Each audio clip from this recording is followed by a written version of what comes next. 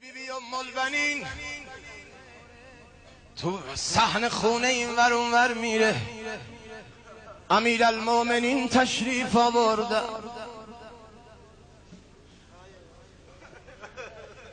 با ادب رفت جلوی مولام، فرمود مولا عباسم از صبح رفته تا الان نیومده.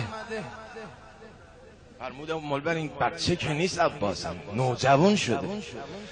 فرمود از چشم زخم این مردم میترسم، امروز بی نقاب رفته بیرون ابوالفضلم.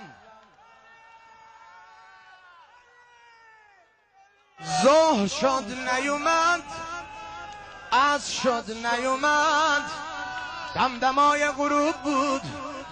امیرالمومنین دید دیگه ام البنین تاب نمیاره، هی دلشو میماله، هی عباس میگه. فرمود خودم میرم دنبالش. علی کجا؟ فرمود خودم میرم دنبالش. سلونی گفتی میدونه پسرش کجاست. دیدن آروم آروم طرف بقی داره میره.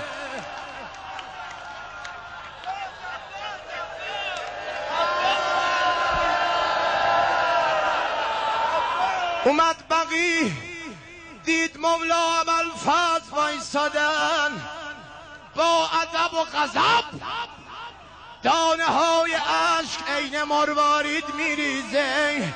هی بلند بلند میگه مادر کاش من بودم،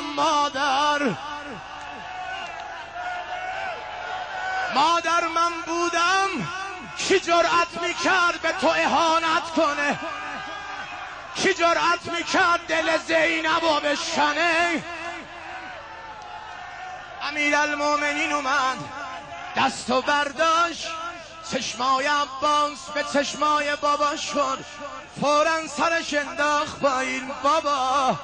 بابا صبح که اومدم بیرون دیدم یه صدایی به من میگه ولدی، پسرم بیا.